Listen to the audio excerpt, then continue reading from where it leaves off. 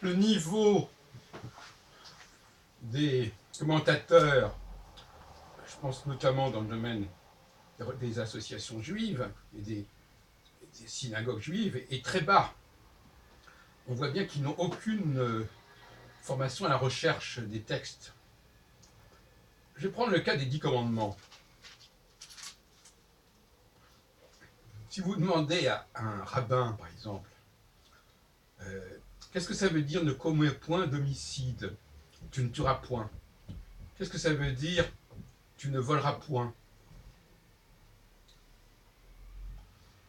On voit bien, quand on a une formation de sémantique, on voit bien qu'on ne peut pas dire tu ne tueras point sans préciser qui et comment.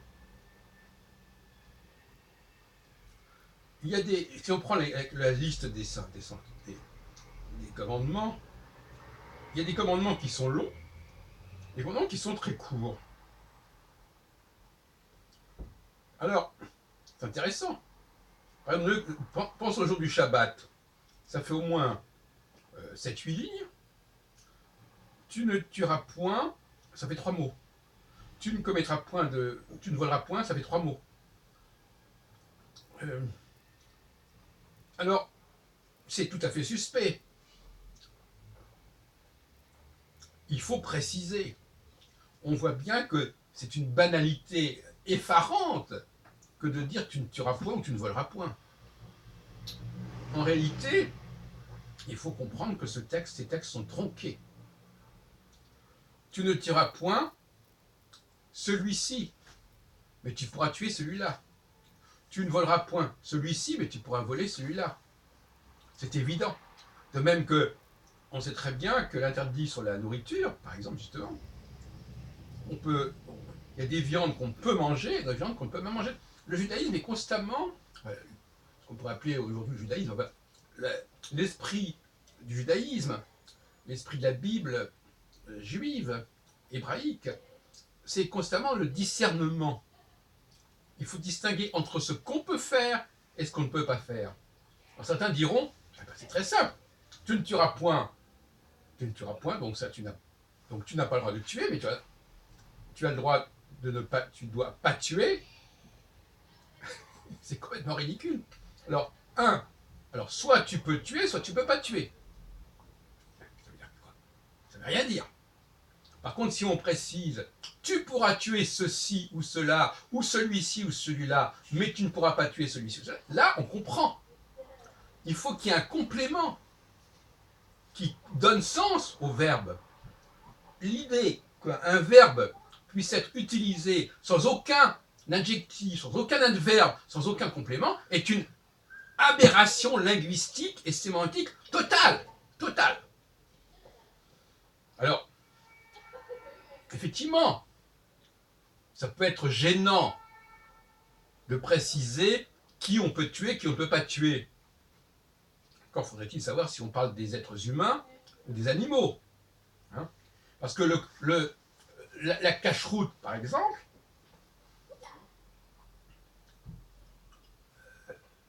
c'est une mitzvah, c'est un commandement important.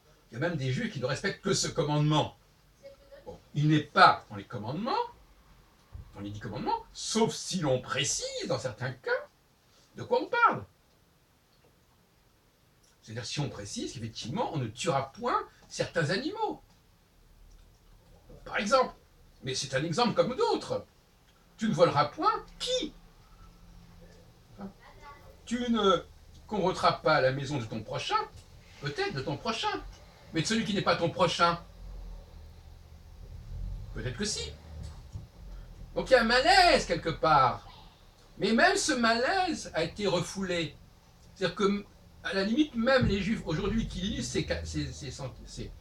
ces commandements n'ont même pas conscience du malaise que ça peut provoquer. Ils banalisent, ils disent oui, vous comprenez, oui, ce sont des règles de vie banales que tout le monde doit accepter. C'est le modus vivendi basique de tout le monde. Mais c'est ridicule. Mais il faut être d'une connerie monumentale pour dire une chose pareille. C'est prendre vraiment les juifs pour des imbéciles. il faut préciser, alors il faut compléter en l'occurrence. Alors, qu'on dise qu'on ne sait pas compléter, je veux bien l'entendre. Qu'on dise qu'il y a des lacunes dans les 10 commandements, je veux bien l'entendre. Mais qu'on dise que la formule fait sens par elle-même, non, elle ne fait pas sens par elle-même, il faut la compléter. Alors, qu'on réunisse un Sanhédrin ou je ne sais pas quoi, pour dire qu'est-ce qu'on tuera pas, qu'est-ce qu'il est interdit de tuer, qui est-il interdit de voler, ne commet point d'adultère, avec qui, dans quel cas, etc. etc. Alors, en revanche, il y a des trucs comme honore ton père et ta mère, afin que ceci ou cela. Bon. On ne dit pas tu honoreras n'importe qui. On précise qui il faudra honorer. Il y a bien évidemment, on ne dit pas qu'il faut honorer n'importe qui, ni tout le monde. On dit il faut honorer ça. Le jour du Shabbat, on dit il faut respecter le jour du Shabbat, mais c'est-à-dire que les autres jours, on n'a pas à les respecter. Donc si on avait traduit par tu respecteras, on ne comprendrait rien. Tu respecteras le jour du Shabbat, comme tu voleras celui-ci ou pas celui-là, bon. Etc., etc. Chaque fois, il y a des éléments contextuels qui font défaut dans cette série. C'est un texte qui est sinistré, le texte des 10 commandements. Alors, je voudrais terminer sur une recherche, une découverte que j'ai faite récemment, qui me paraît fondamentale, puisque actuellement je rapproche les 10 commandements d'une autre série de 10 qui est les 10 séphirotes. Alors, j'ai fait récemment une communication sur les 10 séphirotes, mais je n'ai pas rapproché des 10 commandements, en tout cas pas de façon explicite.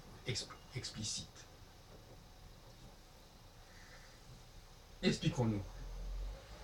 L'autre jour, j'étais dans une synagogue, et on avait justement, parce que c'est le moment, parce que ces textes des 10 commandements, on les lit justement pour le Shabbat, parce que c'est le moment où on reçoit la Torah, Matan Torah, au Sinaï, au lever.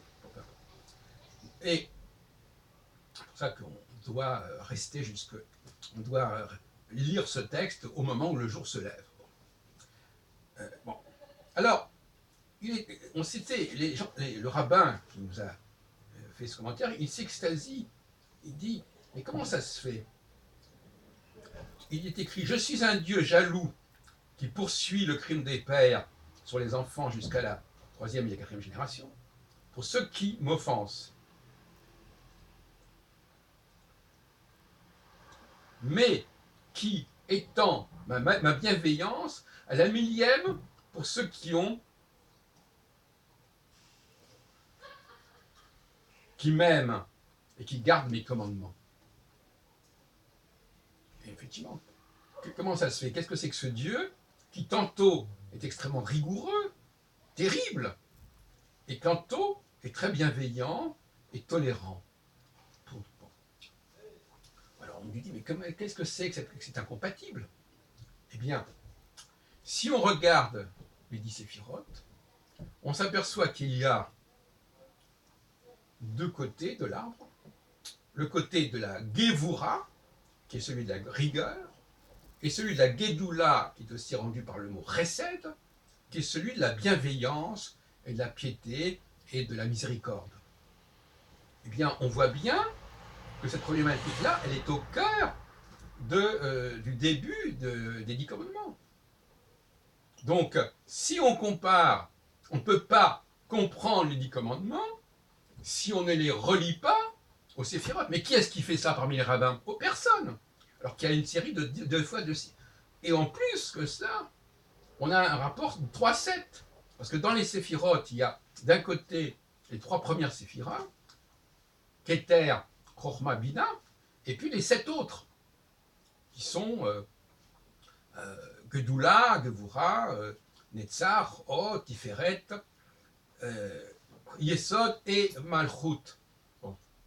J'ai montré, vous le savez déjà d'ailleurs sur ce point, que ce texte des séphirotes est emprunté pour au moins 5 séphiras aux hagiographes, aux ktubim, c'est-à-dire au dernier chapitre de des chroniques, des premières chroniques, celle qui traite de David, et David s'adressant, donc personne n'a dit que les séphirotes reprennent un discours de David s'adressant à Dieu.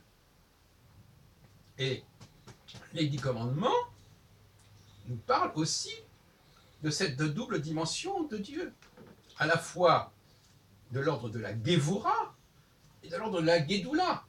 Mais là encore, il y a une traduction qui est souvent tout à fait défectueuse.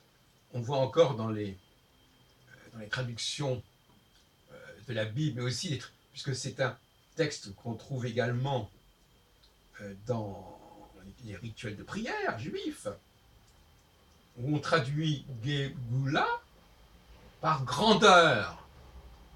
Ce qui est effectivement aussi une des traductions que l'on trouve dans les chroniques pour le discours de David, alors que ce n'est pas la grandeur, c'est la Gédoula, c'est-à-dire c'est le Chesed, c'est-à-dire c'est le côté vénusien, c'est le côté bienveillant par opposition au côté martien rigoureux.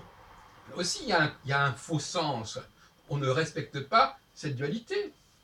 Dans les rituels de prière, eh bien, on traduit mal cette notion de grandeur qui ne veut rien dire. Bon, alors effectivement, il faudrait se poser la question de savoir si c'est le texte de David qui ne comportait pas initialement le mot Gédoula, mais plutôt le mot Chesed, ou est-ce que c'est le texte de David qui a été réutilisé dans une problématique duel qui n'existait pas au départ. Bon, il y a des questions de ce genre qu'on a le droit de se poser. Bon, je termine là-dessus, n'est-ce pas?